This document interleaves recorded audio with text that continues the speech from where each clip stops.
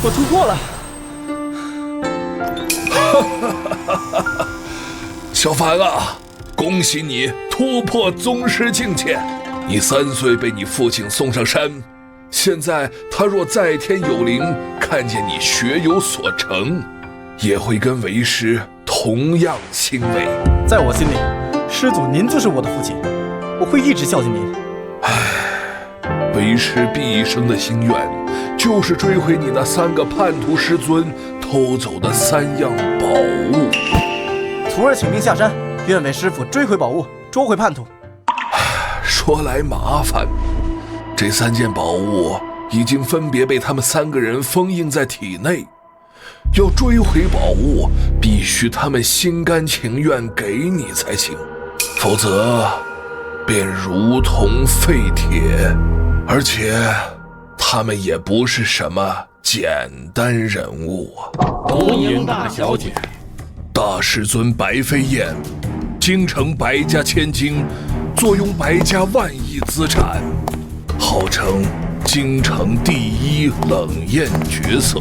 二师尊蒋无双，京城头号交际花，无数男人拜倒在他的16裙之下，妩媚热烈，堪称当世第1。三师尊李猫猫，京城黑道魁首之女，人称地下女王，冷血无情，京城上下闻声色变。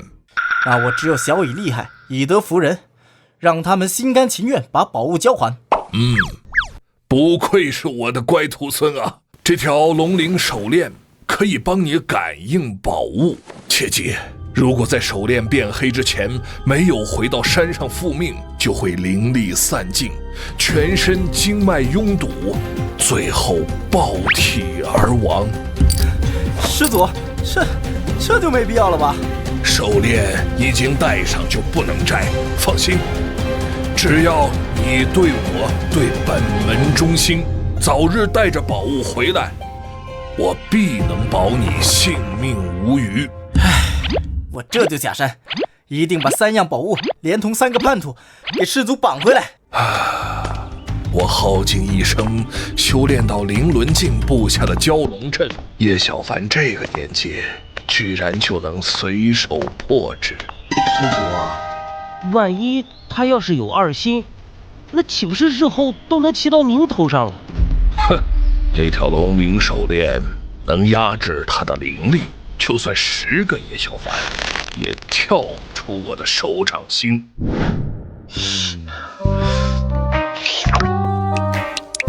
这城里人可真会享受啊！哎呀，滚！哪儿来的臭要饭呢？这车也是你的脏手皮磨的？哼，你车停到这里，我还没说你挡了本大爷的路呢。穷鬼，睁大你的狗眼看看，这是李家大门，我们车想停哪儿就停哪儿。还敢动手，今天就好好教训教训你！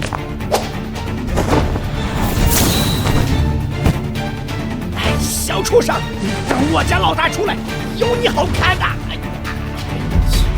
你家老大是哪个小畜生？叫来我看看呗。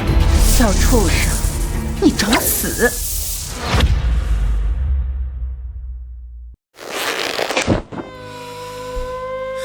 好香！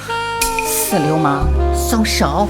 这就是师祖说的地下女王李猫猫，你手里有反应了。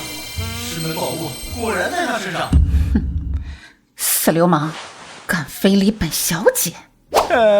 大小姐，我错了，我不该骂你。我因为犯了错，被后妈赶出家门，无家可归。看在我会点拳脚功夫的份上，还求大小姐收留。这可是你要赖上我的，回去了可就由不得你了。介绍下，这是新来的保镖，欢迎。跟我李猫猫斗，还嫩了点儿。哼，我乃宗师境界，凭着小小一张网就想困住我？怎么会这样？我的灵力呢？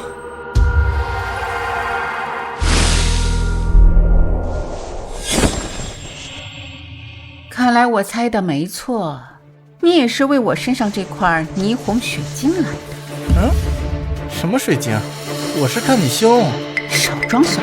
这些年来，凡是打这个宝贝主意的人，都死在了这儿，你也不例外。上刑，我劝你老实交代，谁派你来的，免得受皮肉之苦。眼下我灵力丧失，这小恶女又想要我的命。为了脱身，我怕是得先委屈委屈自己了。哪儿来的骚味儿？你居然！我害怕呀，人家大小姐没见过这场面，我家世代不浓，真不知道什么宝物。居然吓得尿了裤子，这点出息也敢来李家盗宝？真臭啊！还是赶紧把这个废物扔出去吧。别呀，好不容易来了个倒霉蛋，先折磨一番再扔出去。别光说不练，赶紧动手啊！狐狸猫猫，好久没看到五马分尸大死活人了。你们要干什么？师傅啊，你这给的是什么假冒伪劣的产品啊？这刚下山给我灵力全霍霍没了，我要是能活着出去，非得找你个老登算账不可。这眼看就要死，还有什么遗言呢？本大小姐允许你说出来。李猫猫，你个毒蝎子！老子今天吃了你豆腐，老子死而无憾。老子下地狱第一件事就是吃你豆腐。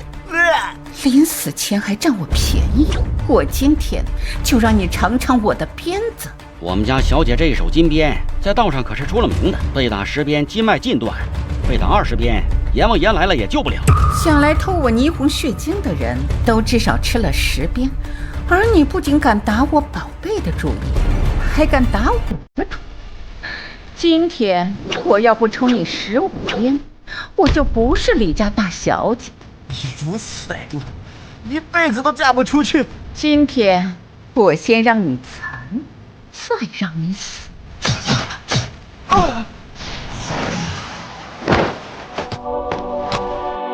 叶小凡，速速清醒，拿到信物，救我师门！师祖，你就是个骗子，我可不想死。哇，爽！挨了我10鞭，你竟然一点事都没有。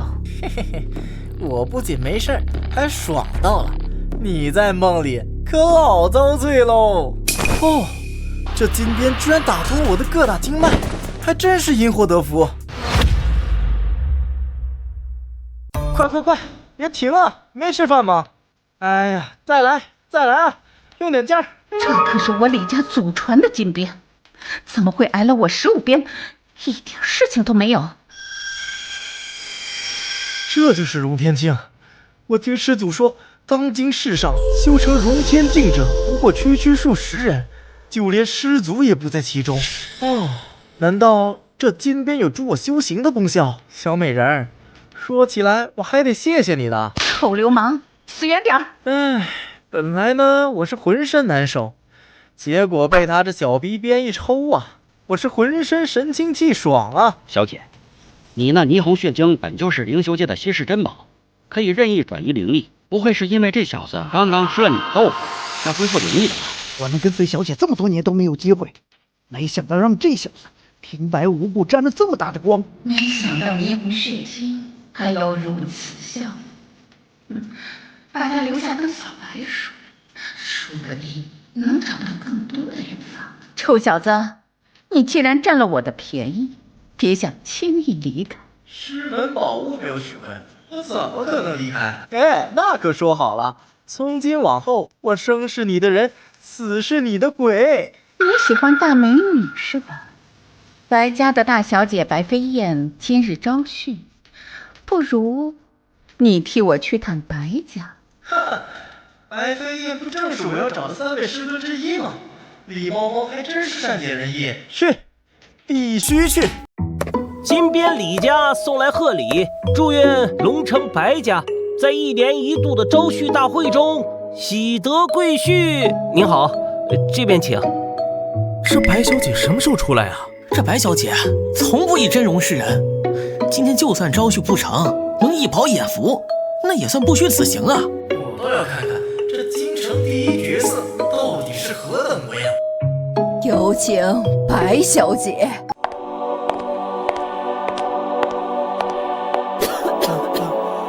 什么？这白飞燕竟然是个痨病鬼！不是吧？这个假冒伪劣产品竟然感应上了？难不成他真是我要找的大师尊？不可能，绝对不可能！师祖不是说大师尊是京城第一冷艳绝色吗？怎么一副重病缠身、离死不远的样子？欢迎各位今日来参加我1年1度的招亲大会。今年大会的主题呢，就是寻找一位人品正派、年轻有为的男子与我结亲。一旦与我结亲，我白飞燕所有的财产都会与他共享。我将助他修行成为神破境大宗师。什么？看看这病秧子，还想找个年轻有为的老公，简直是痴人说梦啊！确实荒谬啊，怪不得年年都要招亲，他是活不长了吧？来，我倒要看看，今天是哪个倒霉的成为这痨病鬼的老公？以貌取人，目无尊长。有些人啊，长得人模狗样的，内里却烂透了。哪儿来的小杂种？你知不知道我们3个是谁啊？出言不逊，你是天高地厚，该打！我这一掌60年的功力，看你往哪儿躲！一起上！行，那我问你，你可不要后悔。哼，好你个小叫花子，你在这千方百计讨好这臭女人，莫非是想等她病死，好独吞白家的财产？祖祖不仅心性倔强，修为也如此深厚，真是难得。生老病死，人之常情。我只是看不惯你们这样侮辱一个女人罢了。你这话我倒是爱听。那你可愿娶我？娶啊！嘴上说的冠冕堂皇，轮到自己可别当缩头乌龟啊！师祖说，只有他们心甘情愿，我才能取得宝物。为了宝物，我只能牺牲自己了。我娶。好，那你到台前来吧。来人，上酒。小伙子，喝了吧。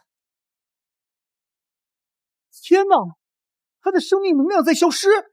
没想到这个痨病鬼这么毒辣，人家好心帮他解围，他却吸收了人家的生命能量。难怪他病了这么多年还在招亲，那些被相中的男的肯定都被弄去给他续命了。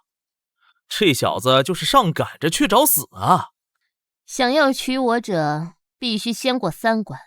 这第1关呢，就是考验你在生命能量流失的情况下，是否还能稳住心态。人之常情。这么快我就和你共同经历了2项了，这难道不是缘分吗？很好，除了身体素质，还要考验你的心理素质。你喝下了我的药酒，气血已迅速衰竭，即便你有灵力，此时此刻也已无法生还。你若能以这样的状态打败我手下的4人，那这一关便算你通过了。白小姐还真是仪式感拉满啊！一个小叫花子，能有机你一个小叫花子，能有机会与我手下4大无常打擂台，这可是你几辈子修来的福气啊！才算福气。哼，一个抽我鞭子，我灌毒酒，我要真被这4人活活打死，这不是给师祖丢？不是吧？居然连痨病鬼都调戏啊！今儿咱可真是开……还不动手？还不动手？白小姐，我白发苍苍，你重病缠身，我们是天生的一对，还打什么呀？宝贝原来在在这儿。哼，小流氓，这口钟是我白家的祖传宝贝，炼化过无数招亲的失败者，今天用来装你，你也算是死得其所了。嘿，狠心的女人，我没嫌你病重，你反倒嫌我命长。等我从这个破钟里面出去，我非得当着所有人家法伺候不可。哼，我这口钟识人无数，里面积攒的怨气，比得过半个灵轮境的修为了。你若是能在一炷香燃尽后活着出来，我呢，就算你过了这一关。这小流氓不自量力，这下好了，要成为白家小姐续命的养料了。这白飞燕可是神魄境的修为，这世上能打过她的没有几个呀，也就只有中天境的大宗师了。要不是用了这些倒霉男人来修行，他的修为怎么可能达到神魄境？哼！等这钟打开了，这小流氓恐怕就死透透了。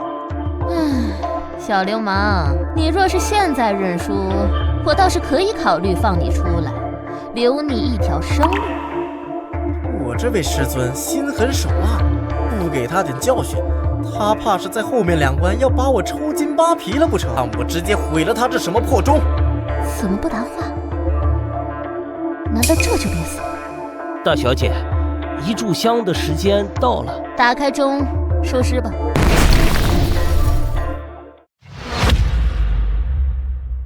他居然还活着，还杀了4大无常，真是深藏不露啊！竟然把白家的宝贝都给弄没了。哈哈，我算是发现了，我师尊们的宝贝个个都能助我修炼。所谓因祸得福，不过如此。白小姐，被你的宝贝钟炼化一番，我怎么觉得神清气爽，耳聪目明，这都直接返老还童了。这不可能！这口钟是我白家传了300年的宝贝，就这么被你毁了？说，是哪个门派派你来捣乱的？要是让他知道我师出何门，该怎么让他们心甘情愿交出宝贝？啊？什么在哪修行？我不过是个要饭的。想到白小姐您府上要口软饭吃。果然是个小流氓，怎么可能是修行人？看来是我的心了。哼，你恐怕高兴得太早，接下来还有2关呢，一关比一关危险。当然，你要是后悔了，也可以现在退出。后悔？我最后悔的事情是没抱着白小姐一起进去寻一寻，没准能寻出一个年方20的小美人，你们说是不是？别嚣张！你第1关险胜，背后肯定是有高人相助。这第2关，一定会让你和你背后的高人无所遁形。哎，我倒很好奇，白小姐，你打算如何折磨你未婚夫？哼，登徒浪子，只会逞口舌之力。这第2关的规矩还是一样，一炷香的时间内破局，就算你过关。行，我倒要看看你还能使出什么花样。小子，难道你不觉得这熏香的香味很特别吗？你现在已经处在第2关之中了，这第2关就是我的太虚幻境。一炷香的时间，要是你破不了境，你就一辈子困在这太虚幻境中，最终精神错乱而死。好热呀，闷死我了！放我出去！放我出去！好冷，好冷，冷死我了！这白飞燕的修为真是深不可测，连太虚幻境都被他弄出来了。这臭小子倒霉了。他这个岁数啊，就算从娘胎里开始修炼，也不可能拥有对抗太虚幻境的灵力啊！接下来会出现你最渴望的场景，沉迷致死吧！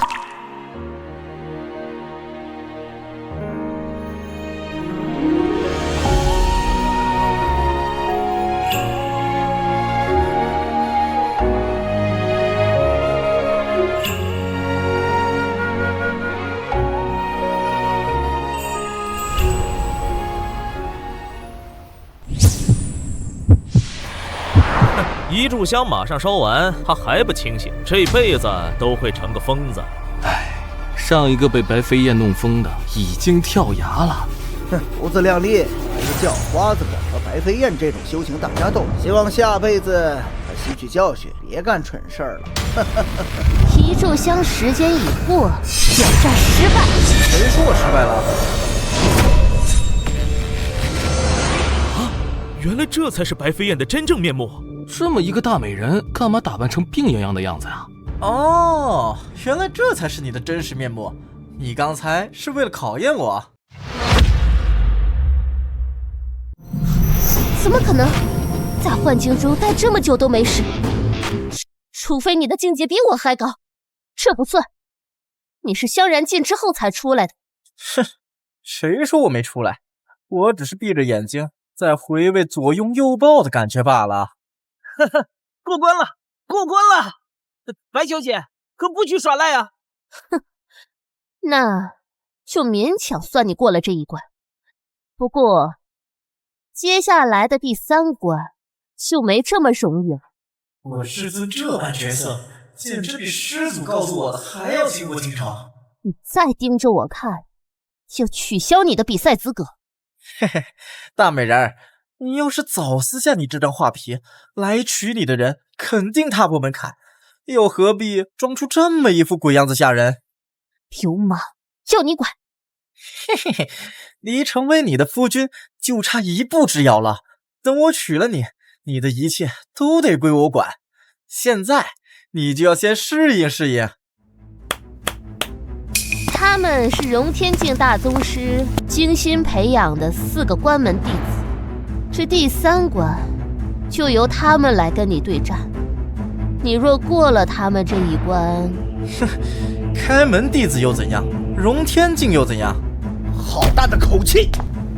我们4人一旦合体，整个龙城都没有对手。你是哪儿来的叫花子？你知道荣天境是什么吗？是，看你们这一个个引以为豪的啥呀？荣天境很难修炼成吗？少废话，现在就让你尝尝我龙城4少的实力。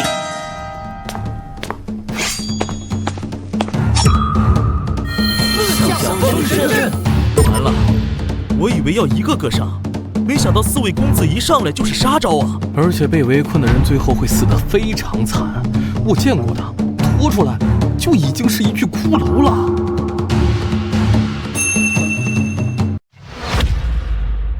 只要你现在求情认输，我们可以考虑给你留个全尸。啊，求情？那我要怎么求你们才肯放过我？怎么，害怕了？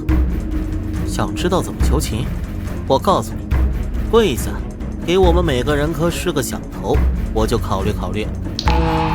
40个响头，对于我来说也不是不能接受。早不说，原来是个怂混。来人，去拿一块骨头过来。你只要叼着这块骨头，学几声狗叫，我就饶了你。哎呦，有几只狗不是一直在狗叫吗？还用学？你耍我们？哟，还跪下？醒醒吧，大清早亡了。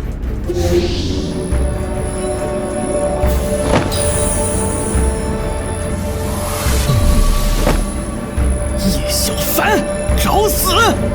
我们好心给你机会，你竟然恩将仇报的羞辱我们。是，花架子搭完了，就这，区4个人也想对付我。千元地方，律令9章，乾坤戒法，无震4方。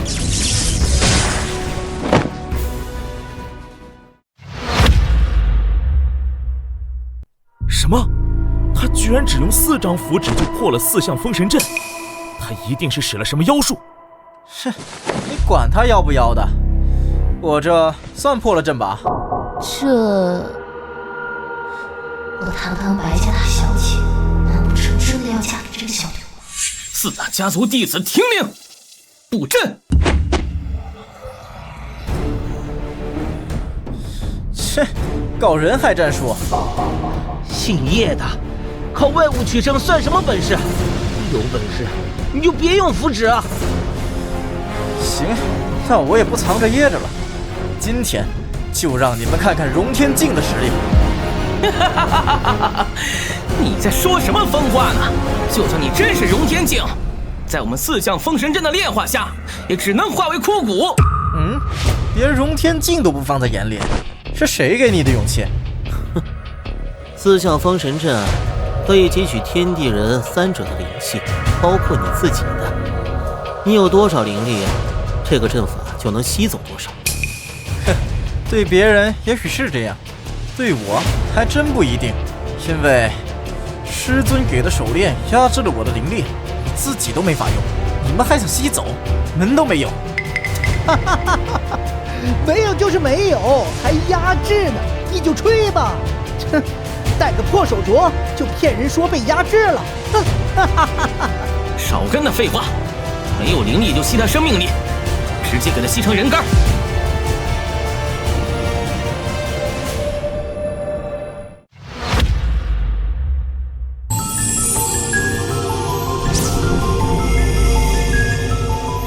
果然有用，这4象封神阵要吸我的灵力，龙鳞手链不让吸。这4象封神阵果然不凡，相互作用之下，龙鳞手链先撑不住了。不过得加快速度，不然生命力被吸完，手镯都还没坏。喂，你们倒是加把劲啊！没吃饭吗？这小子头发都白了还嘴硬，兄弟们加把力，直接送他上西天。好。韩哥，这小子诡计多端，长期僵持的话，我怕他再出阴招。不如让弟子们继续维持阵法，咱们来一个分头出击。好计策，就这么办。哎，这没人告诉我第3关是无尽模式啊！老婆，你耍赖！你既然想做我的夫婿，就得按照我的规则来。风来，火来，兵刃，飞沙走石。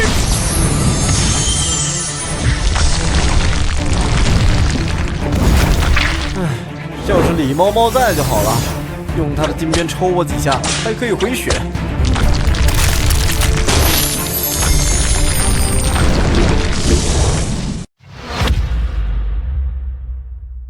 哼，终于要扛不住4象封神阵的神力了吧？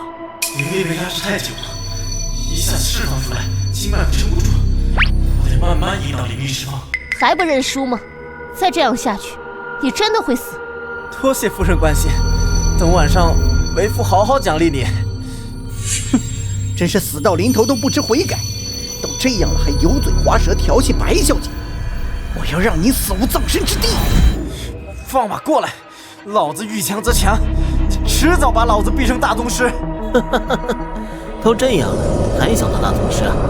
那我就成全你，去阴间当去吧。喜欢吸灵气是吧？我撑死你们！他的灵力突然浑厚了很多，加大力度给他吸收掉。不行，他的一下子灵气太多，超过阵法的吸收上限了。万象天引，给我破！不可能，在4象封神阵下，从来没有过活狗。你怎么会？因祸得福了呗。这假冒伪劣产品就这么从我手上被摘掉了，怕是师祖也没想到吧？好雄厚的灵力，他的修为已经超过了在场所有人。你莫非已经修到了荣天境？嘿嘿，哎，这次我算破阵了没有？我白飞燕说话算话，你过了这3关，就是我白家的乘龙快婿。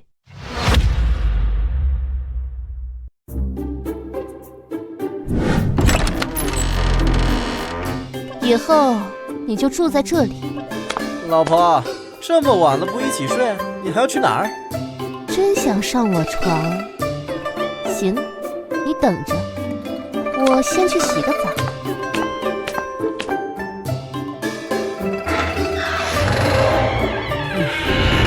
今天是太累了吗？怎么突然这么犯困？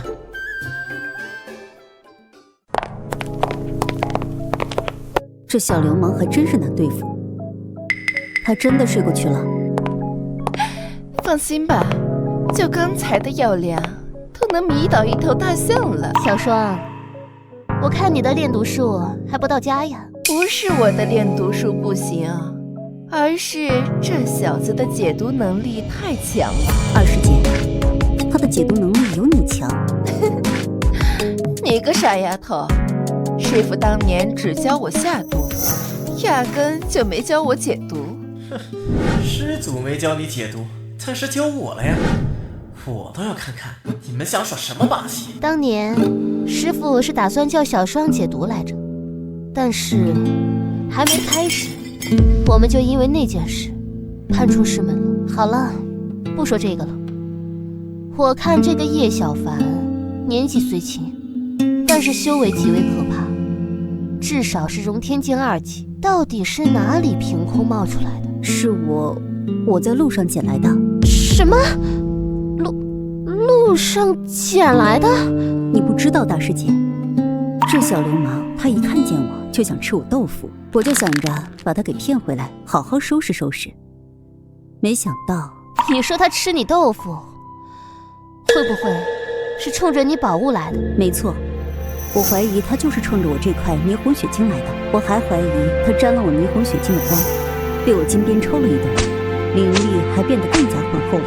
咱们身上这3样宝物，只有在遇到自己同门的时候，才会起到灵力加持的作用。你们说，他会不会是师傅派来的？啊？那咱们得赶紧把他弄死才行。你别动不动就要把人弄死。还是老婆最关心我。把他4肢砍掉，扔垃圾堆算了。毕竟垃圾人就该进垃圾堆。你这还不如杀了我呢。大师姐这个主意好。灵修者体内经脉一旦中断，就会灵力散尽。我们赶紧开始吧。我心善，看不得血腥画面。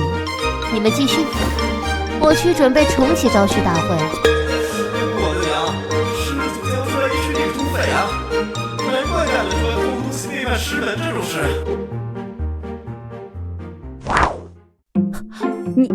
你什么时候醒的？虽然3名师尊现在加起来也不是我的对手，但我下山的目的是拿回师门的宝贝，不能直接跟他们起冲突。别限我4肢，我全找。好啊，原来我们刚刚说的话全被你听见了。哼，听到了我们的秘密，不管你招什么，都得死。3位师尊，咱们是同门，我也是受不了师祖的压榨，从山上逃下来的。结果歪打正着，就碰见了李师尊。哼，我怎么不太信呢？猫猫，先卸他一条腿，看他还说不说实话。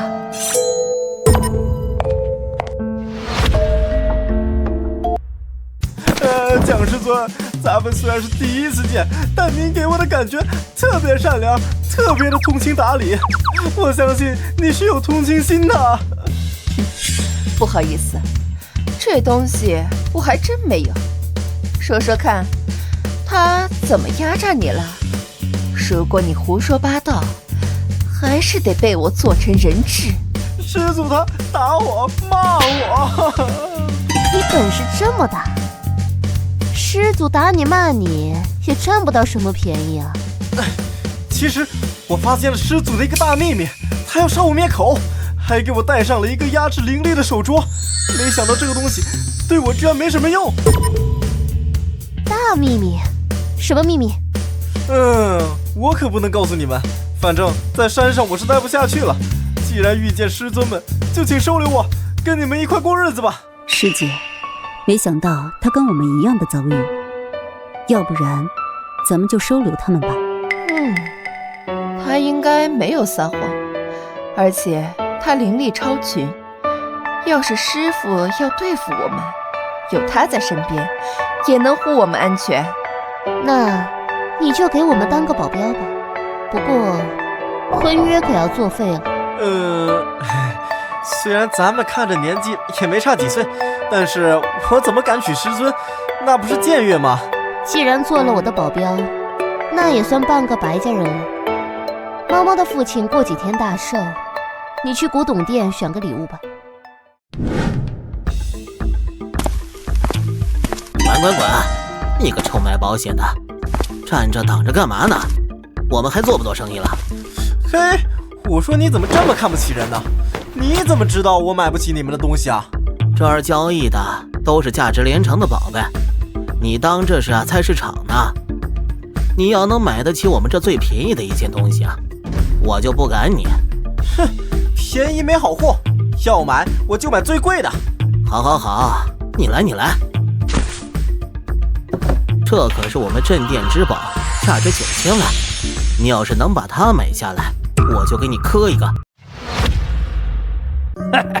哎，这臭卖保险的想将人家，结果却被人家给将了。这宝贝我们平民老百姓连摸都不敢摸一下，他倒好，直接买最贵的。你说这个玩意儿它值9000万？怎么，你还想砍价不成？恕我直言啊，就算是给你砍个对折，你这辈子也买不起。别说打对折了，这赝品连5000块都不值。你别是买不起，想耍赖吧？我们老板可是龙城第一古董专家，在古玩行有几十年经验的老行尊，怎么可能会看走眼？切，第一古董专家还能买到赝品，算什么专家？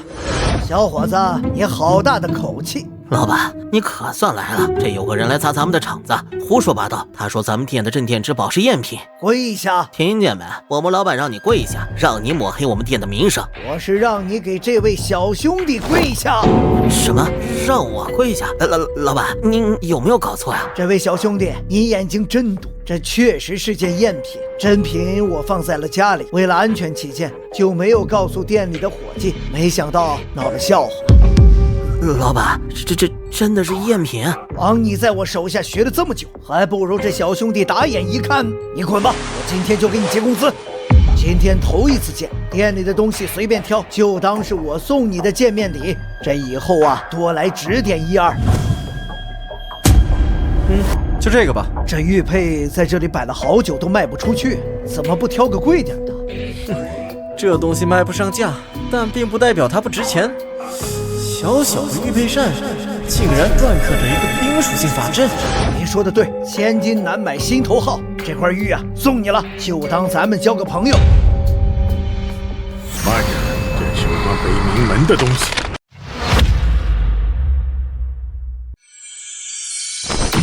嚯！光天化日下，居然有人敢抢劫！抢劫？这明明是我北冥门20年前失踪的宝物。我看呐，你们两个才是小偷。我这真不知情啊！这玉佩是我15年前从一个乞丐那儿收的，没想到它竟然是贵派的宝物。你不知道，他知道。哼，没教养的东西！你妈没教过你不要用手指着人吗？小兄弟，我劝你不要跟他们硬碰硬。北冥门是龙城第一大派，得罪了他们的人不会有好下场。北冥门又怎么样？光天化日之下，我不给，难道还敢抢不成？小子，你想找死不成？叶小凡，叫你买寿礼，你磨磨唧唧一上午，原来是在这里偷懒。师尊，寿礼倒是挑好了，但是有无赖想截胡啊！哼，无赖？这位大哥看起来仪表堂堂，怎么可能是无赖呢？这位美女说的没错，我只是来找回门派丢失的宝贝，怎么会是无赖呢？哼，说无赖是抬举他了，更像是衣冠禽兽。你们两个敢耍我，受死吧！哎，这大热天的，怎么突然这么冷啊？这是我们北冥门独门武功阴寒掌，凡受掌风者都会被寒气侵蚀，10年不去。这老狮子寒冰掌不错，当空调连电费都省了。我劝你别仗着年轻逞强，小心老了得老寒腿。老寒腿那都是轻的，只要被我寒冰掌掌风击中，你的灵力就会被大幅削弱。是吗？但我怎么感觉你那阵小风吹来，除了有点凉爽外，毫无感觉呢？嚣张的东西，再吃我一掌！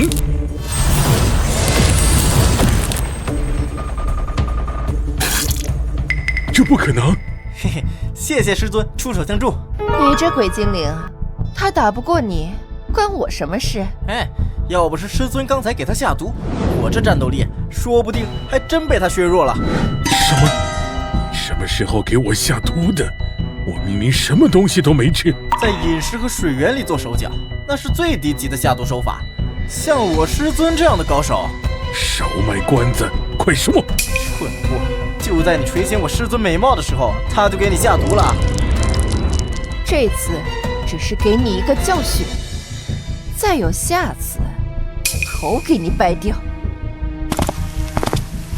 师尊，确定是他们吗？他们的功法跟那人的感觉一样，错不了。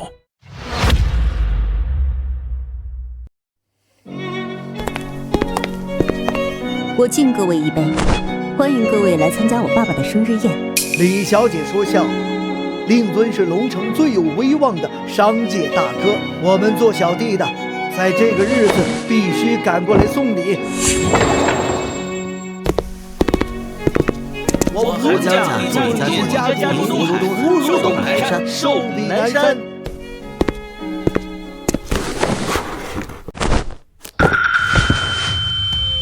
爸爸，你是不是头疼病又犯了？李家主这种无疼病的顽疾，这么些年一直不见好。依我看，只有龙城第一名医黄医生才能治好啊！给我叫黄医生过来。还愣着干嘛？快去请黄医生。这病怕是不好治吧？师尊，你……别看我只会杀人，不会救人。黄医生来了，李家主有救了。黄医生，我爸爸的头疼病还能不能治好？这病来势汹汹，而且是不治之症，老黄我也没有办法了。什么？黄医生，那还有谁能救我爸爸？李家主这病啊，连我都看不好，当今龙城找谁都没用。我劝李小姐，就多陪陪令尊大人吧。黄医生可是龙城神医，他说李伯伯不行了，那就是真的不行了。这好好的生日宴变白事，李伯伯一代枭雄，难不成就这样？黄医生，你要能治好我爸爸，我愿意奉上我李家一半财产。哎，谁说救不了？李家主明明有救。这位小伙子，李家主要是能治，就是不给钱我都要救。我黄某怎么敢当着龙城这么多大家族的面砸自己的招牌？别仗着你有点修为，就敢对龙城第一名医指手画脚。这治病救人可不是打打杀杀呀！不是哥们儿，你们的反应怎么这么强烈？是怕我把李家主治好了，抢了你们的风头？年轻人，你无知自大，我不跟你计较，你赶紧走吧，免得引起众怒，我可保不了你。我就奇了怪了，这一个简单的头疼病，你龙城名医看不好都不怕引来众怒，我只是说了句我能治好，就要引来众怒？你，老夫我行医多年，治过我的疑难杂症比你吃的饭都多，你毛都没长齐的小流氓，敢质疑我的医术？呵呵，我质疑你，真金不怕火炼，你现在把他治好，我就不质疑。算了，小凡，你刚来不久，还不知道黄医生的本事。黄医生若说这人3更死，阎王都不敢留他到5更。阎王不敢，我敢。好，你要能留住他，我今天就当众给你下跪，磕3个响头，从此不再行医。这龙城第一名医的头衔，我双手奉上。哎，好，这可是你说的。慢着，慢着，李小姐，你不要听这小流氓胡说。这小子又不是医生，现在逞能给李家主治病，这若是治不好，他又没什么损失，可是李家主却要承受更多的痛苦，你忍心吗？那冯少，你说怎么办？我刚才已经派人用直升机去取我冯家珍藏的天王保命丹了，很快就能送到。这药能救我爸爸吗？黄医生说不能救的病，什么药都不行。这个药只能让李家主清醒一段时间。你一会儿要是有什么话要跟他说的，就抓紧吧。爸，你醒醒！你不能死啊，爸！又取来了。谢天谢地，让李伯伯还有机会跟猫猫交代后事，要不然李家就真乱。哎，非亲非故的，这么好的药不私藏，怎么舍得拿出来？这你都没看出来？冯家觊觎李家权势地位，也不是一天两天了。我看呐，他是醉翁之意不在酒。哦，我说冯少这么积极救李家主，原来是打李家千金的主意啊！你个小流氓，你少胡说！可惜冯少你打错算盘了，李家主本来还有救，但要是吃了这颗药，就必死无疑了。我该听谁的？你在胡说八道什么？李小姐，你别听他的，他就是想逞强医治李家主不成，故意捣乱来着。是，我捣乱？你这药效的原理就是透支他最后的生命力，也就是俗称的回光返照。都回光返照了，还能活？李家主本来就没救了，回光返照交代后事还不好？啊，你真当自己是当代华佗？赶紧回去洗洗睡吧啊！别来添乱了。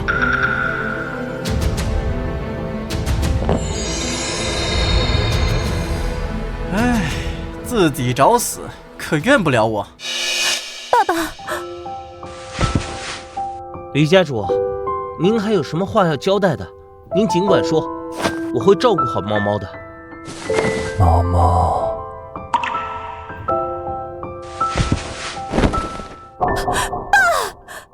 这不可能！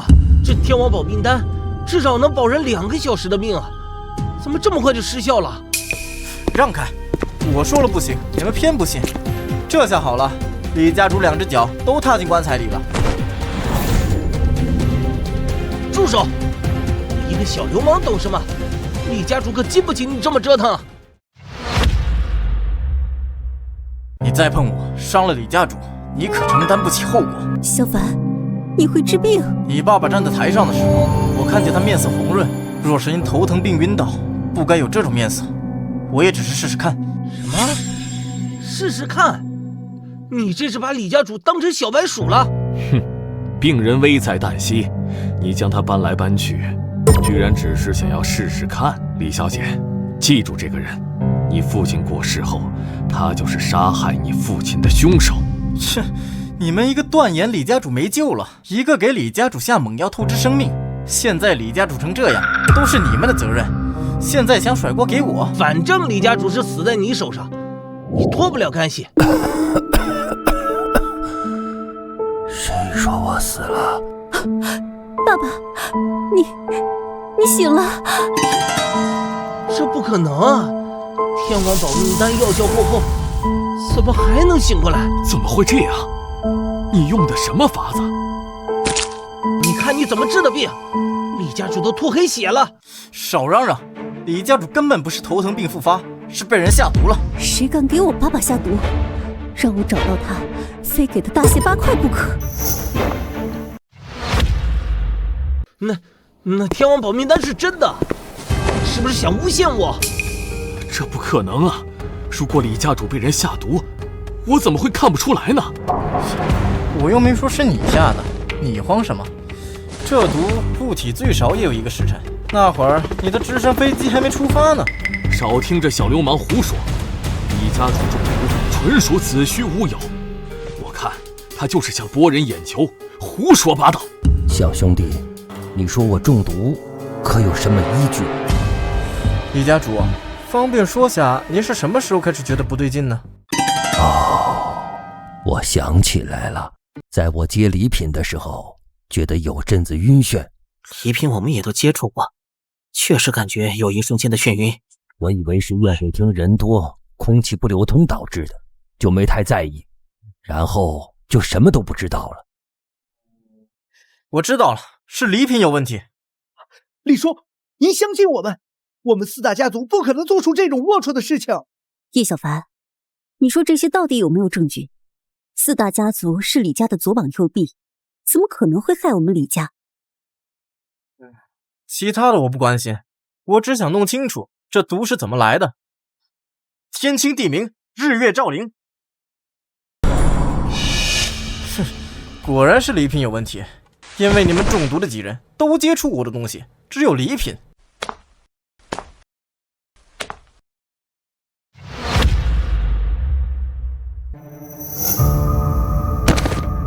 哼，他们4人也都接触过礼品，果然问题出在礼品上。既然你有能耐，那想必你一定有办法。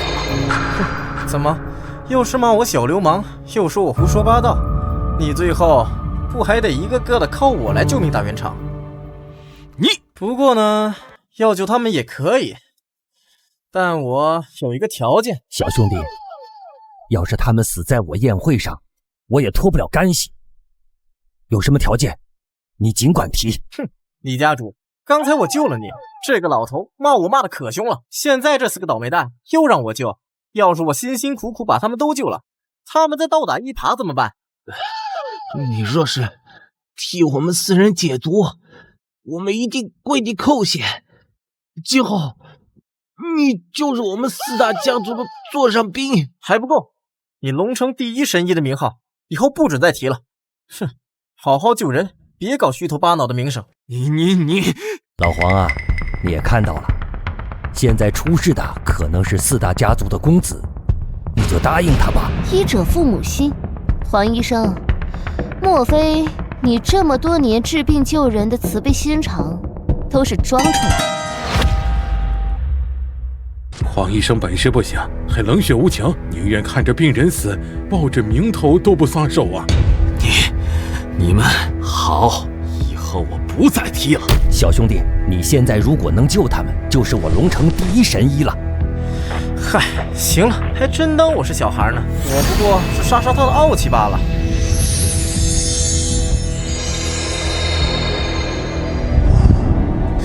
这毒药为什么有种熟悉的感觉？毒已经解了，你们回家调养几天，应该就没什么大问题了。谢谢叶小凡，你刚才检查的时候接触过礼品，为什么没事？难道你不应该解释一下吗？唉，还是被你发现了吗？这毒对我没什么用，因为是我在山上亲手淬炼出来的。你说什么？你这毒是你下的？搞半天全是你在这自导自演啊！毒是我做的，但不是我下的。空口无凭，你说什么我们就信什么。我们中了你的毒，你怎么也脱不了干系。一群蠢货！我要杀你们，何须用毒？况且在你们中毒之前，我根本没接触过礼品。叶小凡，少在这故弄玄虚，这到底是怎么回事？这毒我走的时候全都留在山上了，只有师祖有机会拿到。你的意思是，师傅？别猜了，毒是我下的，在下受天山老祖所托，前来清理门户。你们3人是自愿跟我走，还是等我用强？我们凭什么跟你走？诸位，你们恐怕还不知道吧？李猫猫已经叛出天山派，李家早就不受天山派的庇护了。什么？李猫猫已经叛出了天山派？那岂不是说跟着李家就是与天山派为敌？我劝你们赶紧弃暗投明，免得受李家牵连。敢当着我的面挑拨离间，难道你想与我李家全面开战？这又如何？以前你们李家仗着天山派撑腰，才能与我们北冥门分庭抗礼。现在攻守一行，天山派成了我北冥门的后盾。这算个屁呀！我将李猫猫3人拿下，我看谁敢！给我拦住他们！李家主，对不起，我想起来我还有事儿，我也有事，先告辞。你们现在还有人要拦我们吗？哼，有我在，谁也别想带走3位师尊。小子，上次是我中毒了，你还真以为你能扛得住冰寒掌不成？哼，咋的？你还能变成中央空调，冻死我不成？来来来，我忙了半天，刚好有点热了。无知无畏，汉掌！胸前的玉佩好像对北冥门的功法有反应，难不成这真是他们宗门的宝物？师姐，小凡被冻住了，不行，我得救他出来。我去，你这锤子要是砸下来，千万别！你这个时候砸开冰块，他的身体也会一同碎掉。李嬷嬷，你们现在跟我走，我还可以将这小子解冻。要是再晚点，等他内脏也冻成冰渣子，神仙也难救。叶小凡太冲动了，被冰寒掌冻住的人，世间还无一活口。好，我愿意跟你走。毛毛，你不能去。爸，叶小凡对我们李家有大恩，如果我不救他，要是传出去，别人会怎么看李家？以后还有谁敢给李家卖命？可是，爸只有你这么一个女儿。爸，正因我是你的女儿，所以更应该由我来承担这一切。你们两个呢？推得怎么样了？快看，冰块好像裂开了。怎么可能？冻住的冰块硬度堪比金石，刀剑也难伤分毫。都愣着干什么？快加大灵力输出啊！是古董元素玉佩在吸收他们的灵力。会有人能在冰寒掌成型后破冰呢？你到底是怎么做到的？呵呵，还要多亏了这块玉佩。玉佩中的阵法好像能抵御冰属性的攻击。可恶，掌门怎么没说玉佩有这种功效？我们走。慢着，想来就来，想走就走。哼，你当这是菜市场啊？哼，你刚才说是你下的毒，但有机会接触到礼品的只有李家人。小凡，你的意思是我们李家有北冥门的内奸？有道理啊，北冥门和李家相互敌对，根本混不进来人。哼，你不是挺能叭叭的吗？怎么不说话了？我是在托盘上下毒的，托盘是我提前准备好的。我记得是你准备的托盘吧？差点害死家主，受死吧！江少，你这么着急杀人灭口，难不成是想毁灭证据？毛毛，你就是太心慈手软，让这个人看你，我恨不得再杀他几次。你这下就死无对证了。哼，滚吧！哼，放长线钓大鱼，现在就等鱼上钩了。正好趁此机会，大家都在，我要宣布一件事情。近年来，家族内忧外患，而我的头痛病也逐渐加重。我打算将家主之位提前传给……我反对，家主怎么能让一个女人来做？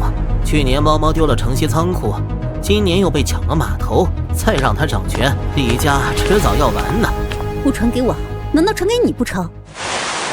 你连我手下一个小保镖都打不过。他始终是外人，你总不能靠他一辈子吧？哎，我还就愿意让师尊靠一辈子。要是我娶了师尊，不就变成内人了？小流氓，你再占我便宜，狗爪子给你砍掉！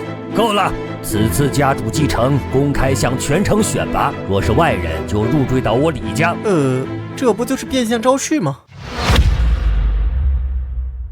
我怀疑今天跟北冥门勾结的人就是江少，所以你的对手表面上是江少，实际上是整个北冥门。知道了。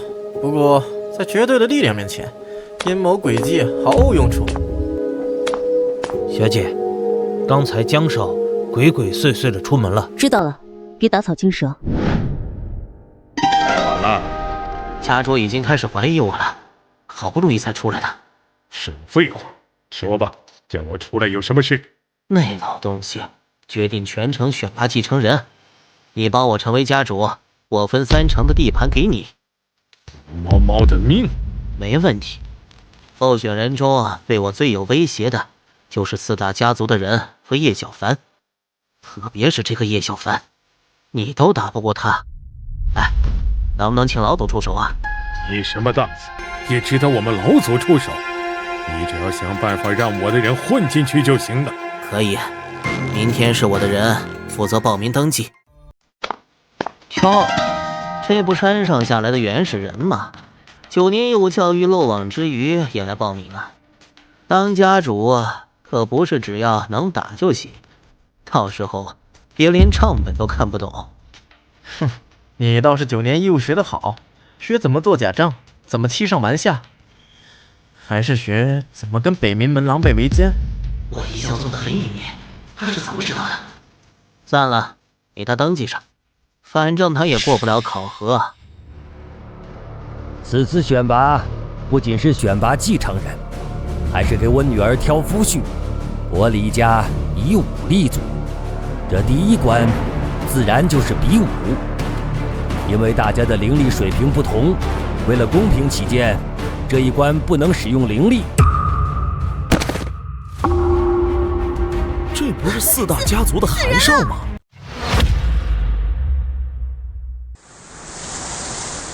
吴少、冯少、龙城4少死了3个。刚才他们死的一瞬间，我的玉佩有感应，是北冥门的功法。凶手就在人群之中，在找到真凶之前，谁也不准离开李家大宅。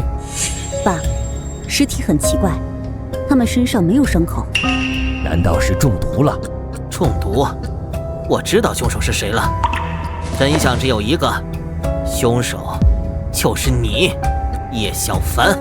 众所周知，叶小凡的毒术造诣很高，只有他能在神不知鬼不觉的情况下给人下毒。你是大脑完全不发育，小脑发育不完全吗？这么明显的猝死，你从哪里看出来中毒了？让开，我来检查。你不能碰，谁知道你是不是要销毁证据？好了，我已经让人去请黄医生过来尸检了，具体的死因等他过来就知道了。看症状像是心脏病犯了。黄医生，你是不是搞错了？他们可是修行之人，怎么可能有心脏病啊？等等，他们心脏的位置有一个针孔大小的伤口，奇怪，里面没有凶器。你是荣天境的大宗师，只有你能做到把灵气凝集成针尖大小，不是你还能是谁？4大家族是叶小凡最大的竞争对手，他确实有这个动机。唧唧歪歪跟个炮灰 NPC 一样，闭嘴吧你！知道我是荣天境还敢惹我？就算我现在杀了你，谁能阻我？我能。小心，要是被掌风刮到，会死人的。幸好我提前通知了师尊，荣天境也分强弱。师尊踏入荣天境10几年，岂是你一个刚入荣天境的人能比的？小子，杀我爱徒，今日要你偿命！柳爷爷，这里面一定有什么误会。误会？我3名徒儿尸体都快硬了，这还是误会？毛毛，你看你又意气用事。我知道你跟叶小凡关系好，但你这样包庇可让4大家族寒心了呢。我看你是老糊涂了，被人利用了都不知道。你什么意思？要是说不出让我信服的理由，那就给我3个徒儿陪葬。刘老，你是什么时候得知你徒儿出事的？1个小时以前。哎，这就奇怪了，人明明是半个小时前死的，你怎么1个小时前就知道了？只有凶手才能提前知道谁会死。刘老，你是龙城唯一能杀我的人，如果我是凶手，为什么要把你叫过来？你小子诡计多端，谁知道你打的什么主意？其实除了灵气，还有一种方法，可以杀人于无形。什么方法？小子，你就别卖关子了，我急着送凶手下地狱，给我3个徒儿作伴。师尊，你别听他胡说八道，他聒噪！往荣天境说话，你老插什么嘴？叶小凡，你尚不受此大辱，当北冥门准备的杀招生效，我必杀你。小子，你继续说，还有什么方法可以杀人于无形？用冰杀人之后，冰会被体温化掉，自然就找不到凶器了。这确实也是一种办法。据我所知，北冥门的冰寒者正好可以将水凝结成冰杀人。什么？北冥门？他们的人混进来了？少在这里转移注意力，你有什么证据吗？你要证据？黄医生，你看一下死者的身上有没有水渍？心脏真的有水渍，而且每个人都有。阿福，把登记册拿过来。此次选拔面向全城，人员成分很复杂，要从里面筛选出凶手。恐怕很难呀。要是找不到凶手，在座的所有人都得给我徒儿陪葬。到底谁是凶手？快滚出来呀！别连累其他人。我说3个数，要是还没人承认，就随机抽取一个幸运儿。3、2、1，没有人承认，那就你了。不是我，跟我没关系啊！老头，火气别这么大嘛。其实我已经知道凶手是谁了。就该多管闲事。我师尊杀的越多，竞争对手就越少。果然是乡下来的，一点也不算账。叶公子，你就快说吧！再这样下去，就算没被打死，也要犯心脏病吓死了。我倒要看看你要如何找出凶手，别随便拉一个人出来顶包吧。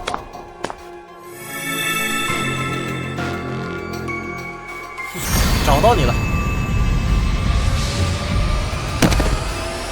这块玉佩是北冥门的至宝，刚才此人运功抵挡的时候，玉佩对他的功法有反应。他身上有北冥门信物，他果然是内奸。我去你的！差点把我们全害死了。北冥门的畜生，让你不当人，让你不当人！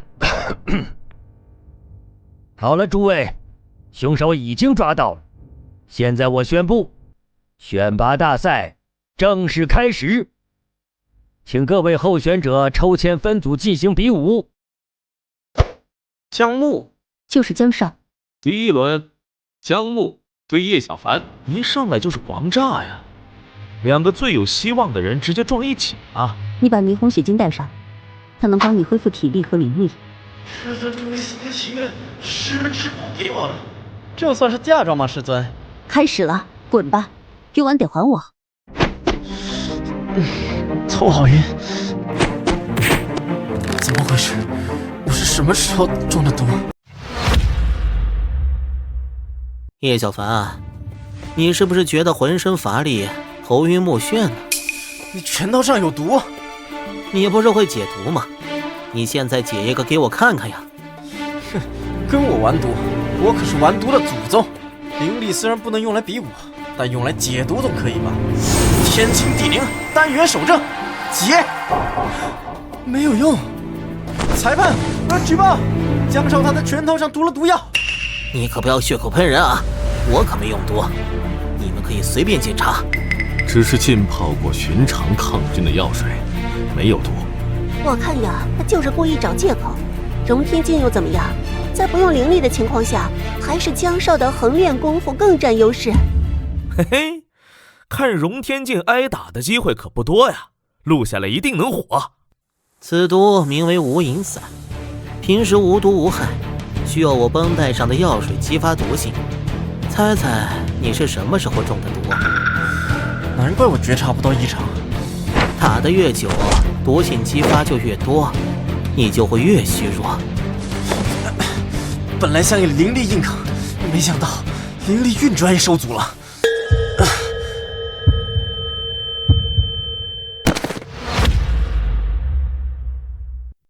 你现在认输还可以体面点。我呸！你个忘恩负义的狗东西！我救你，你暗中给我下毒！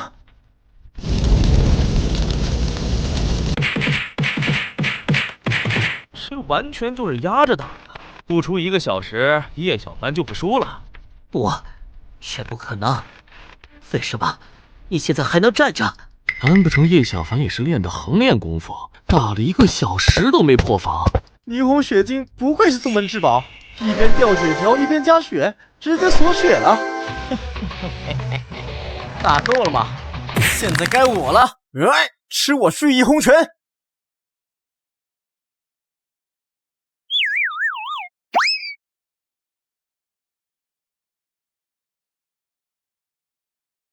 ！3、2、1，获胜者叶小凡。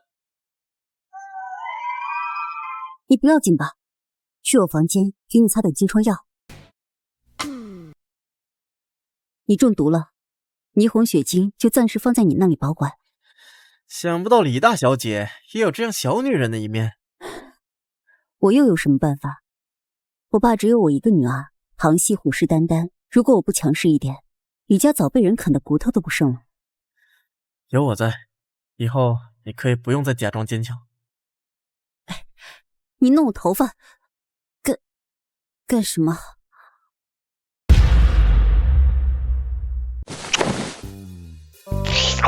谢小凡，我看你是想吃鞭子了是吧？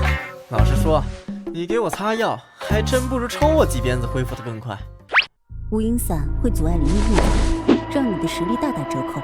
北冥门的掌门和江少的师傅都是荣天境，他们肯定会趁机找你麻烦。我打算去找20尊，他家是毒术世家，据说家传的万毒秘典记载了世间所有的毒药配方，只要知道配方，我就能解毒。那明天我陪你去吧，我跟二师姐关系不错，可以帮你当说客。毛毛，你来找我，怎么还带着这个小流氓啊？二师姐，其实我们这次来是想找你借万毒秘典的。你又不使毒，借万毒秘典干什么？叶小凡中了无影伞，需要看毒药配方做解药。哼，你们两个什么时候？二师姐，你别误会，叶小凡是为了我们李家才中毒，所以我必须帮他。你知道万毒秘典为什么能记载这么多毒方吗？因为想看万毒秘典，就得拿秘典上没有的毒方来换。这没问题，我在山上创新过几种毒方，万毒秘典上绝对没有。这件事我一个人做不了主，我带你去见我爸。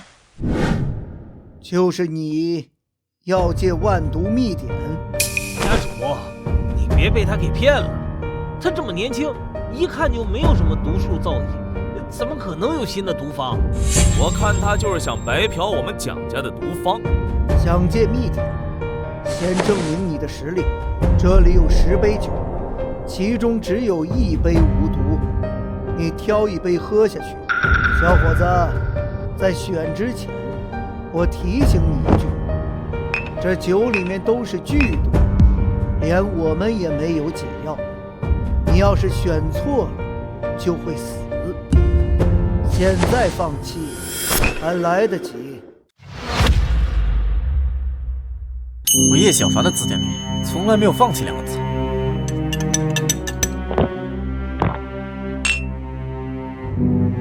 哈哈，你果然是个水货，你选的那杯是毒酒。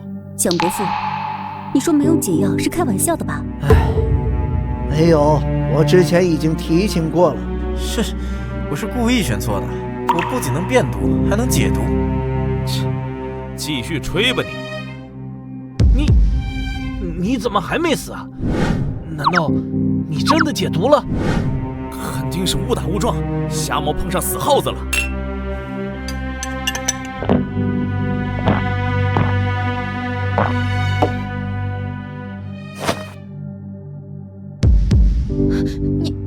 你把10杯酒都喝了，这跟自杀有什么区别？他们不是不信吗？这些毒我都能解。好，有胆，不愧是英雄出少年。双双，带他去取万毒秘典。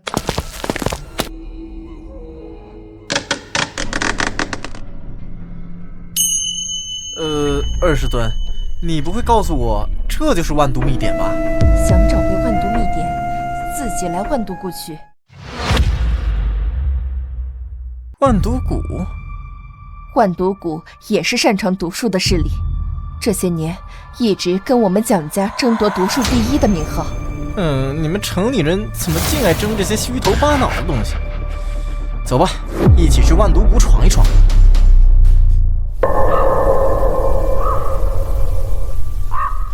刘长老，你们盗走我蒋家祖传秘典是什么意思？呸！还祖传秘典，不过是老掉牙的破烂玩意。我们万毒谷的养毒方法才是最厉害的。万毒秘典就在万毒谷的最深处，谷内是我们数百年来培植的毒虫毒草。想要的话，就自己去取，看看谁的毒术更胜一筹。你怎么毒术第一世家竟然会怕区区毒虫毒草吗？走吧，别浪费时间跟他们废话了。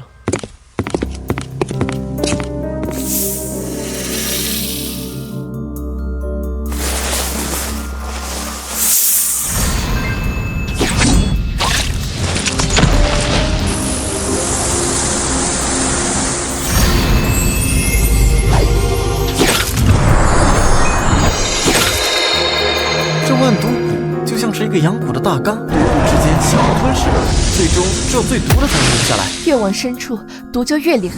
这样下去，我们恐怕走不到万毒湖深处。其实我有个办法。什么办法？把你的噬魂毒珠借我，炼制避毒丹。我怎么不知道噬魂毒珠有解毒的功能？毒针借你，要不要？20尊，这珠子和你血脉绑定，如果不是你自愿的，我抢不走。噬魂毒珠可以增加毒性，我只是打算用以毒攻毒的法子炼制避毒丹。那用完还我，不然，哼！放心，我对美女绝对忠诚。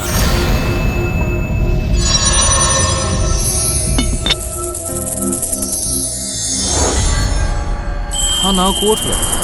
难道是知道没有希望走出去，准备给自己煮断头饭了？看他捏的手诀，像是炼丹的。怎么可能啊，长老！你看他还添锅，哪有这么炼丹的？20尊，再去找点最毒的原料来，还不够。你说的炼丹就是炒菜？你上辈子是个厨子吧？再耽搁下去，时间真的来不及了。20尊，我这口锅可不一般，你就信我一次。那这些够了不？够了够了。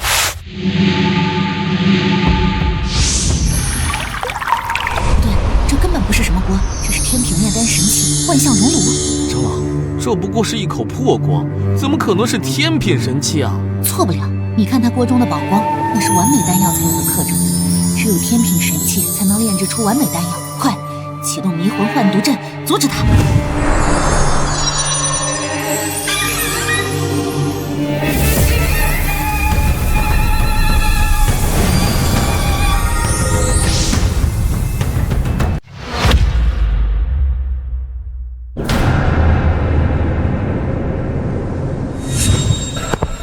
嘿嘿，师祖，我已经拿到噬魂毒珠，蒋无双那个傻女人还真是好骗。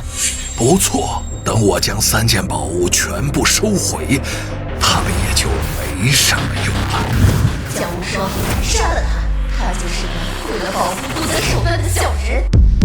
怎么偏偏这个时候我腾不出手来？20尊，醒醒，这是幻境！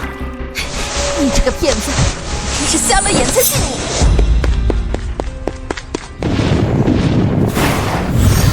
是丹劫，到底在炼什么丹，竟然形成了丹劫？快，激活万毒困龙阵！长老，开启万毒困龙阵会消耗宗门数10年的底蕴，对付一个毛头小子，用得着这么大张旗鼓吗？不想被喂蛇就别废话。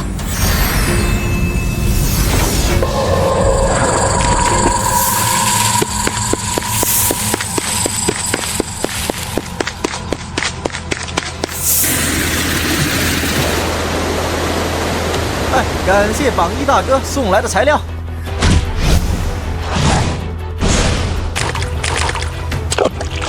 就差最后一点了。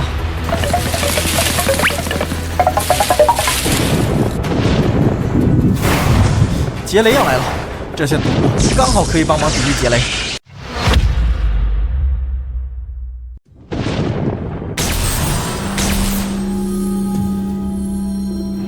这里的灵气出乎意料的充沛，这次的丹药品级会很高。丹劫一共有9道，第1道丹劫就吸收了这么多灵气，后面的丹劫一次比一次难。等丹药炼成，整个万毒谷恐怕要被吸干了。所有弟子听令，不惜耗费一切代价阻止他。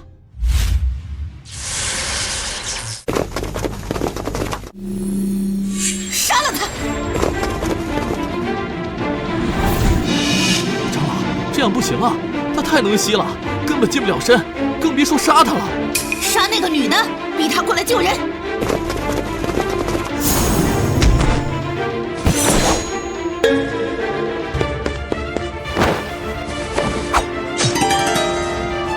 这已经是最后一道丹劫了，跟他拼了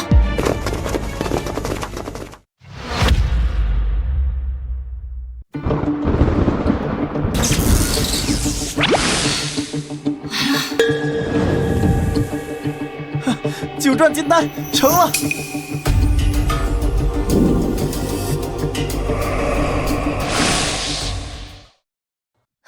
你个呆子，谁让你替我挡刀的？二师尊的身体好像好软。师尊，你是在心疼我？刚才你陷入幻境中了，还对我喊打喊杀呢。是我误会你了。哎，避毒丹炼制好了。避毒丹，毒中之王，万毒避让。这万毒谷的底蕴真是深厚，竟然能炼制出这个品级的丹药。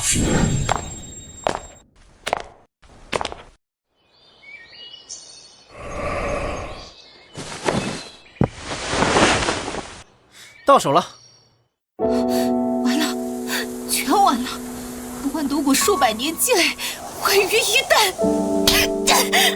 我为什么要去惹这个灾星？哟，叶大厨又在做饭呢。我在炼制无影散的解药，成了。中毒太久了，要完全清除余毒，恐怕还需要一些时间。小师妹家出事了，北冥门的人袭击了李家。江木，我李家待你不薄，你竟然跟北冥门里应外合搞偷袭！我4大家族为李家鞠躬尽瘁数十年，到头来你们竟然要把家业给一个外人，那我们这么多年的付出算什么？最后问你一次，叶小凡在什么地方？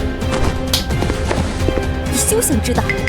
哼，敬酒不吃罚酒，我现在就把你办了！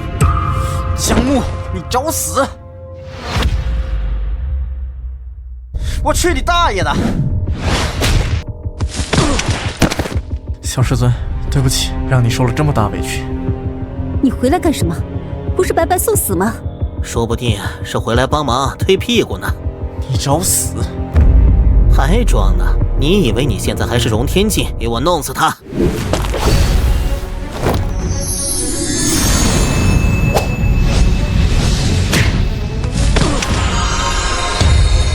你什么时候恢复的实力？去问阎王爷吧。哎，别杀他，不然柳无涯那个老破皮肯定不会放过你的。哼，现在已经撕破脸了，我不杀他，他也会让柳无涯来杀我。凡哥，不会的，我不会让师傅来报仇的。把我当个屁，放了吧。哼，我已经放过你很多次了。不，我错了，此地不宜久留，我们快走。走，千日防贼不如一日捉贼，不如趁这个机会一举灭了北冥门。北冥老祖是荣天境后期，就算你的灵力完全恢复，也不是他的对手。你忘了我在万毒谷炼制的避毒丹了？哼，就算是荣天境也扛不住他的毒性。小凡说的对，李家与北冥门已经是不死不休的局面。所有人集合，打上北冥门！打上北冥门！打上北冥门！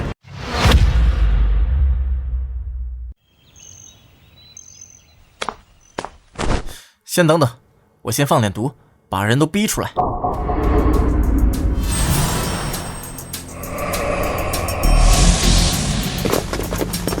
北冥老祖这老乌龟还不出来，哼，可真能忍！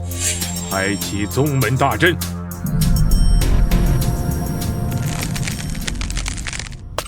这冰壳子太硬了，一点痕迹都留不下，怎么办？哟，不愧是老乌龟，还真整出个乌龟壳。喂，老乌龟，你是准备在乌龟壳里面待一辈子吗？小子，你别太嚣张，等毒气一散，我要把你们全都做成人质，关到猪圈去。你这毒气能释放多久？1个小时之后，我的灵力就会耗尽。不能坐以待毙，我们必须在1个小时之内找到破阵的方法。毛毛，你们李家有阵法大师吗？破阵的方法有2种，一种是摧毁阵眼，这不太可能，因为阵眼就在龟壳里。另一种方法是通过它的灵力流转线路逆向破解，但这个冰壳子太大了，要弄清楚灵力流转路线需要至少1天时间。1天？可是1个小时之后，小凡的灵力就会耗尽。没有其他办法了吗？我这枚玉佩上有个冰属性法阵，感觉跟这个冰壳子很像。竟然是一个袖珍型宗门大阵。李叔，怎么样？能破解吗？两者原理是一样的，只要破解这个袖珍法阵，就能破解宗门大阵。你激活法阵，我来尝试一下，看能不能破解。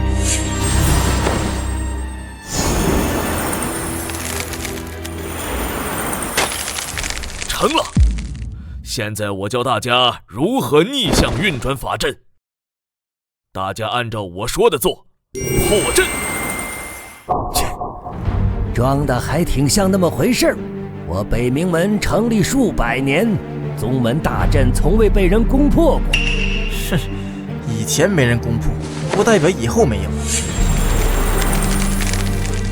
老祖，冰面开始融化了。怎么可能？你们是不是偷懒了？给我全力输出！别高兴得太早，灵力系消耗，我们耗得起。嘿嘿，哦，是吗？小师尊，霓虹血晶借我一用。接着。是霓虹血晶。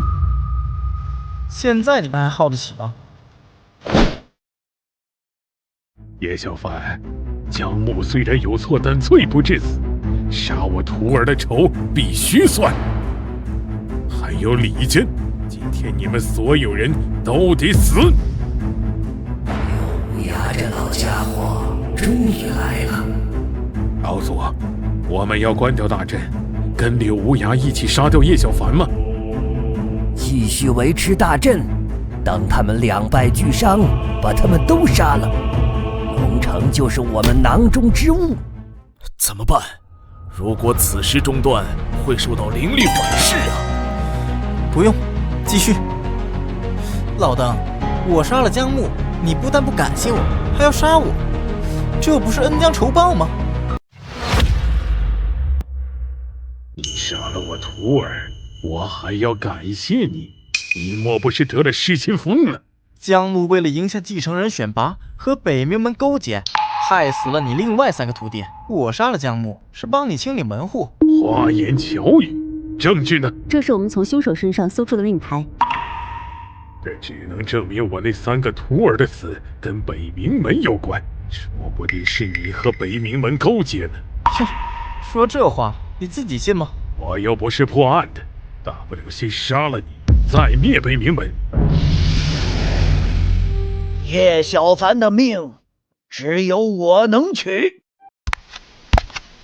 师傅，就是这小子毁了万多谷。叶小凡能死在这么多高手手里，你这辈子也是值了。你值了我都不会值。万毒老祖，你帮我拦住柳无涯，等此件事了，这颗避毒丹就是你的。瓶里面的毒气可以再造一个万毒谷。此话当真？信不信由你，或者我也可以捏爆避毒丹，放出所有毒素，大不了所有人同归于尽。你的避毒丹如何威胁人？你的对手是我。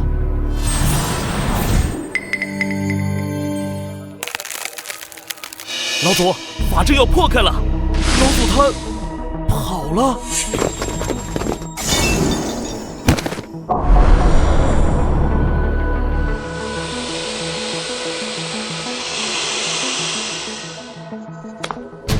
那老登呢？走哪里去了？老祖从后面走了。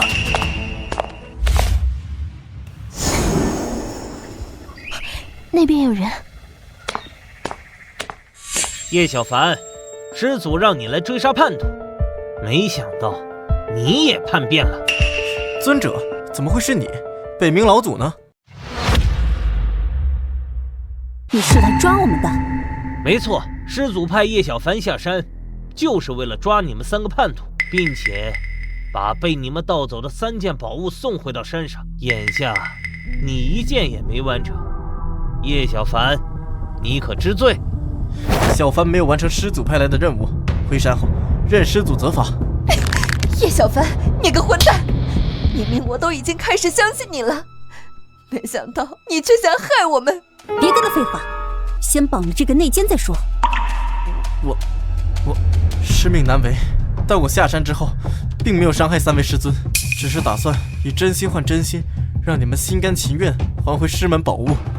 又想用花言巧语骗我，当初就应该直接杀了你。请再给我一点时间，我一定会劝3位师尊回心转意的。晚了，叶小凡，你现在杀了他们，还可以将功赎罪。什么？宝物已经跟他们融为一体，要是他们死了，宝物也会毁掉。宝物已经不重要了，杀了他们，你就算是完成任务。宝物不重要，不重要，为何要我来寻宝？不用问了，我们3个知道。谁？1年前，我们无意中发现师父被魔族夺舍，坠入魔道。师父怕我们泄密，想杀了我们。我们用祖师殿的镇殿3宝，才侥幸从师父手下逃脱。为什么师祖在我面前一切正常？可能师父内力高强，能暂时控制住自己的心性。不错，如今祖师魔功达成，已经没有必要隐瞒真相。为什么？我一直对师祖忠心耿耿，师祖为什么要害我？你不过就是师祖手下的工具，叫你下山夺宝，不过是想让你和那3个叛徒自相残杀。没想到你竟然和他们3个产生了感情，师祖这才叫我来解决你和这3个叛徒。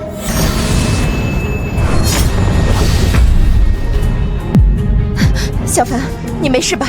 师尊，对不起，是我骗了你们，但我只想拿回宝物，向师祖交差，并没有想要伤害你们。有很多事你都不知道，我们不怪你。接下来该轮到你们了，保护小凡。你们3个叛徒，竟然还敢反抗！尊者，是你步步紧逼，我们从始至终就只为自保。也好，那我就一次性解决你们3个，替师门除害。我在这山上苦修多年，岂是你们这些只知道吃喝玩乐的废物能比的？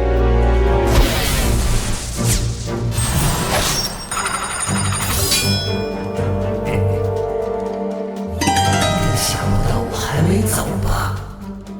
等决胜一击的时候，我再出去。尊者，我们本来不想杀你，这是你逼我们的。以为凭借这外物就能够打败我，你们太天真了。哼，以我们现在的灵力，宝物能发挥的作用有限，但是对于你，应该足够了。这是什么鬼东西？竟然能击碎我的护盾！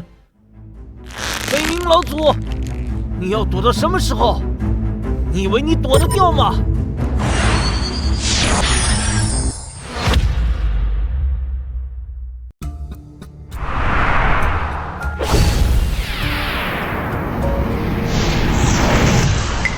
他什么时候把玉佩给你了？不过也是徒劳。如果我所料不错，你们刚才的灵力已经差不多用完了吧？你个老乌龟，想把你引出来还真不容易。你刚才受伤是装的。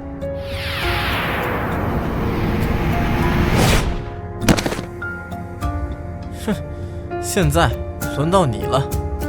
叶小凡，你要是杀了我，师祖是不会放过你的。师祖从来就没想过放过我，这一切从始至终就是一个圈套。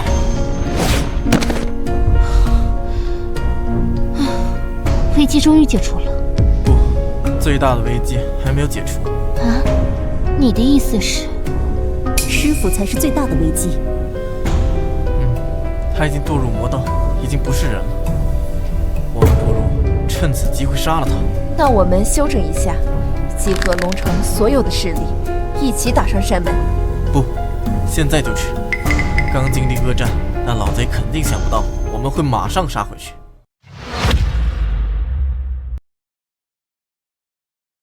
三位师尊，我有个计划。什么计划？现在师祖还不知道尊者已经被我们杀了，我可以假装抓到你们，完成了师祖的任务，再找机会偷袭他。嘿，那还请三位师尊将宗门至宝先放在我这里保管。你又在打什么鬼主意？如果不做的真一点，是不可能骗过师祖的。我相信小凡，之前他在万毒谷的时候，他就有机会拿到噬魂毒珠，但是他并没有这样做。还是二师尊对我最好。我们就姑且信你一次。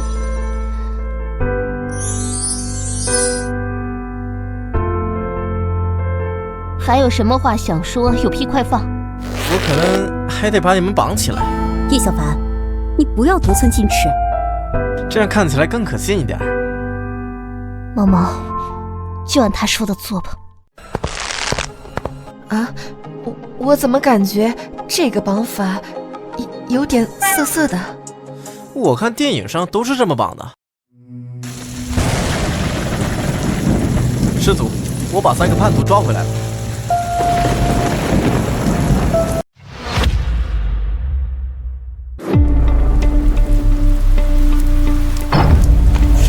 师祖，你要我找的宗门至宝也全是找回来了，宗门怎么一个人也没有，连师兄弟们也没了踪影。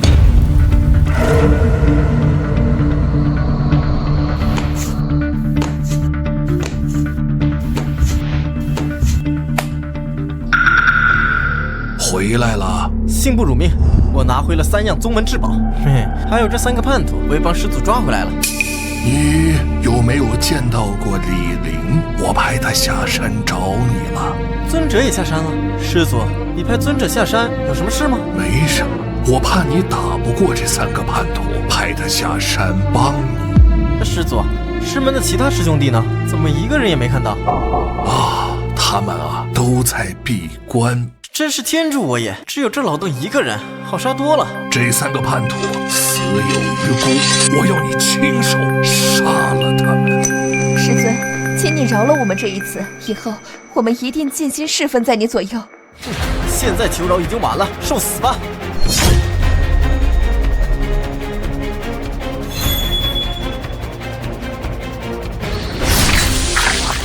你小凡，你竟敢欺师灭祖！哼，你都派尊者来杀我了，我为什么不能杀你？原来你早就知道了，刚才是装给我看的。哼，我早该将你们这些蝼蚁全部碾碎，不过现在也不迟。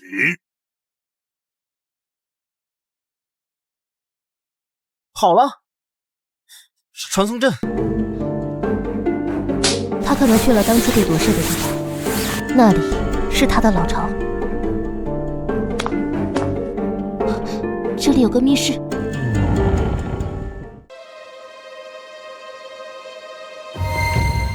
这玉佩是小师弟的，难道这些都是师兄师弟的骸骨？这老贼好狠毒的心！尸体上有魔道功法的气息，看来是老贼为了提升修为，直接把他们当炉鼎吸干了。不好，我们中计了！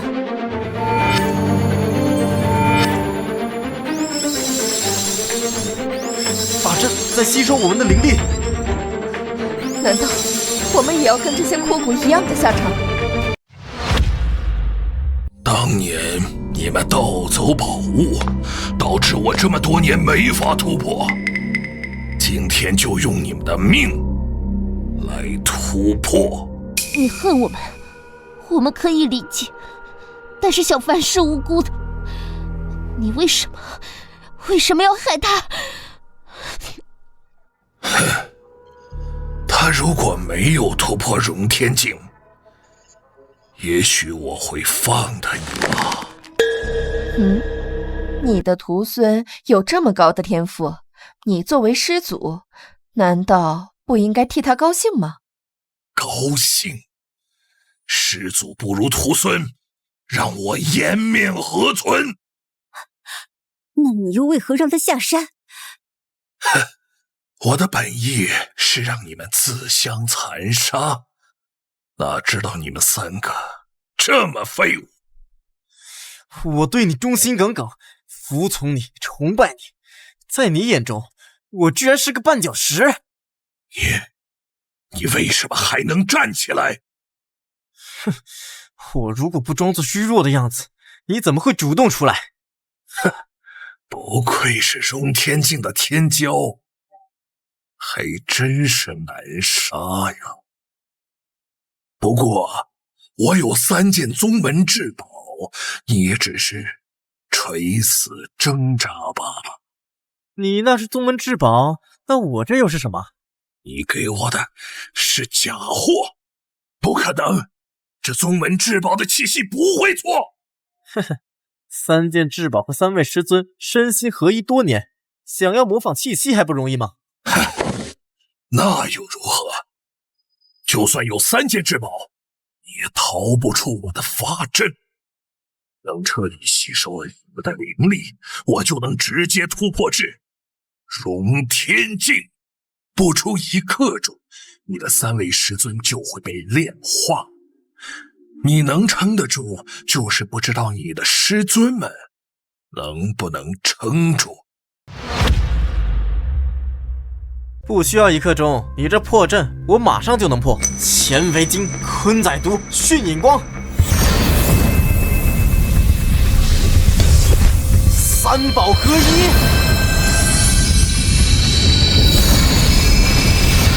给我喝！这3件宗门至宝竟然能合成1件，我怎么从来都不知道？因为你们都拿在各自手里，当3件至宝同属1个人后，合成的口诀就自动出现在我的脑海里。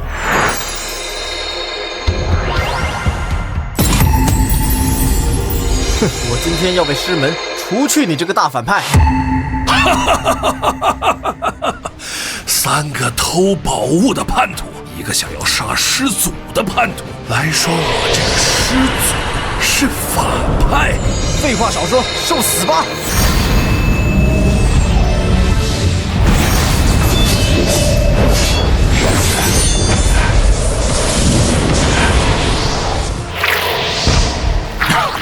竟然能把我逼到这个地步，都给我死！小凡，我们去帮他。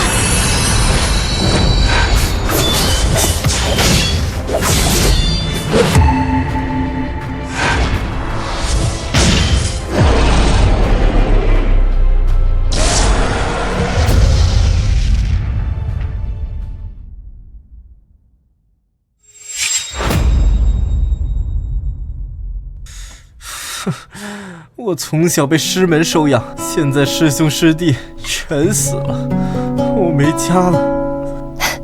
跟我们下山吧，我们的家就是你的家。哎，刚才师祖让你杀我们的时候，你为什么第1个选择杀我？难道我是最不重要的那个？不，你是最重要的那个。你们就是这样对待家人的吗？